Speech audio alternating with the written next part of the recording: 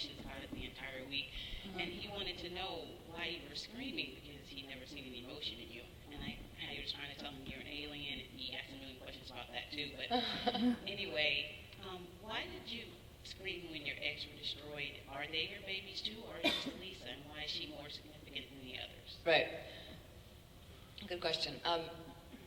So I think the way that we're setting up the mythology is that there can only be one queen, and the queen has to have an heir.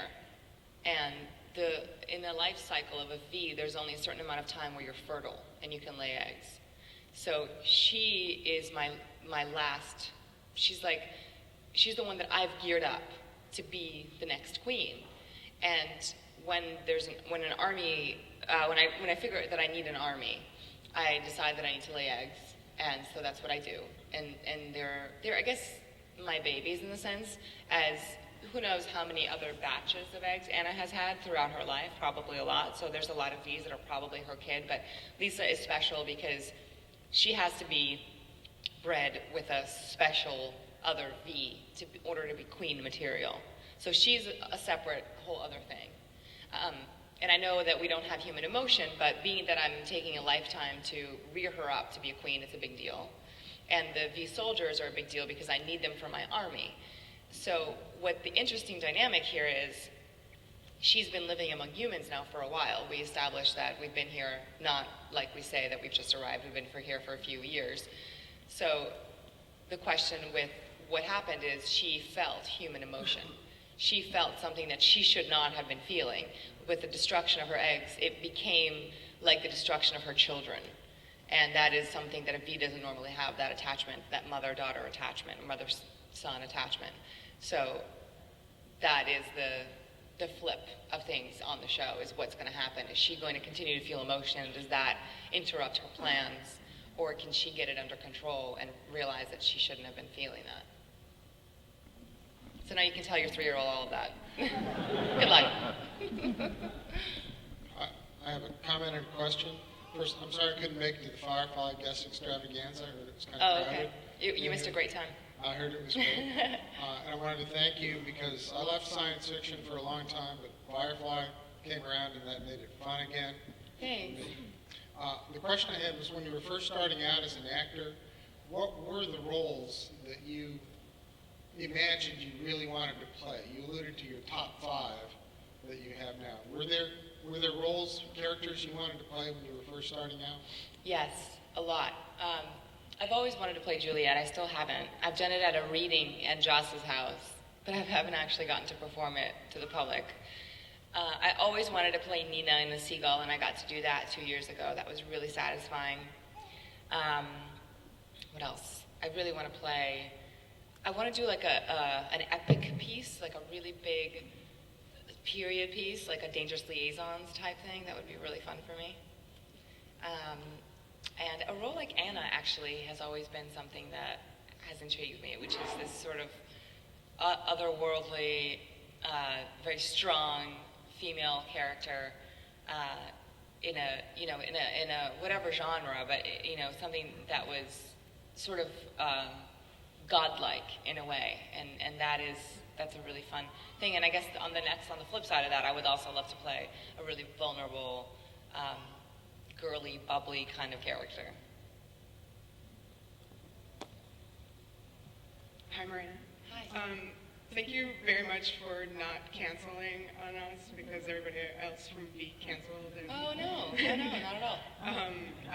I'd show up if there was 10 of you. It'd be fun.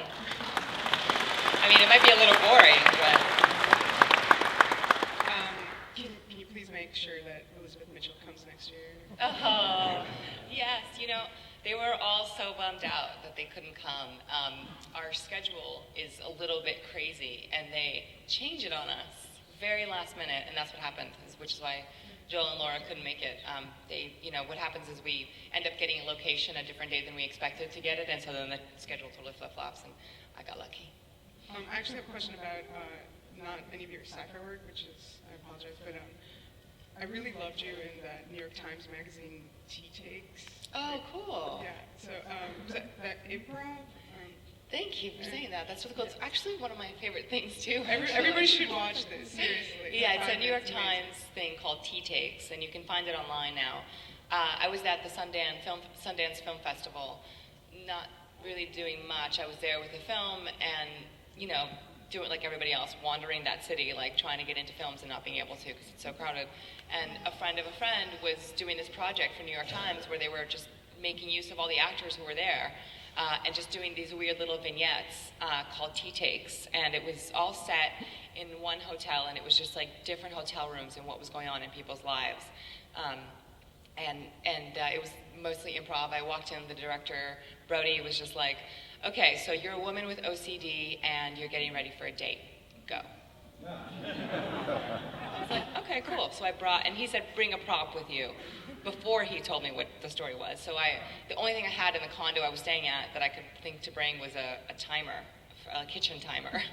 So I brought that, and so he told me what I was doing, and I was like, oh, cool. So like I set up the timer, and I just started doing all this weird shit.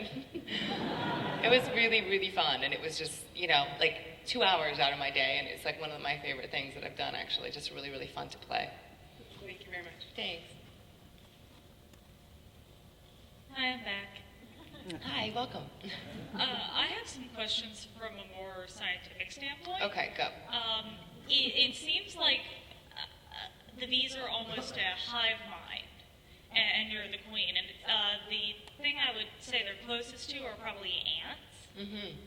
And it works in, like, especially because there are soldiers, there are the different workers. Right. And you can birth them differently. Mm-hmm. And with ants, the queen is the only one that lays eggs. Is that the case with the bees? It seems like it is. I wish Scott Rosenbaum was here. I don't know. That's a good question. We're sort of still figuring out our mythology, but that is a good question. And I think that's probably true, that the queen can lay eggs. I would probably think that at this point, Lisa could lay eggs too, maybe. Right.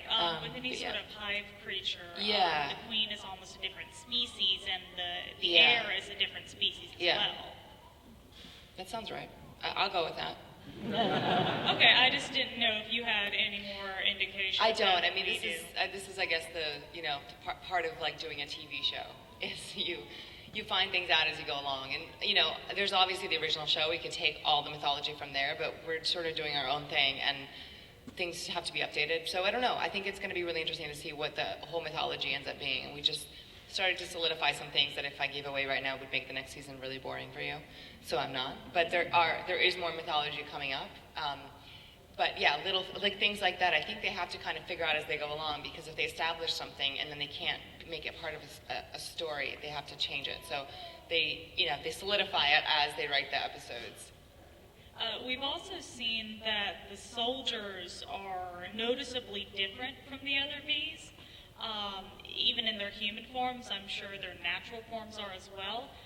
Do you have any indication that Anna and Lisa look different in their natural forms than Yeah, the I other think bees? they do. I mean, I think they're smaller in general. I think the soldiers and the trackers are different, and I think that they're bred to be different. And one is bred for speed and violence. The other is bred for being able to find things. So I think that's the V technology, is being able to do that.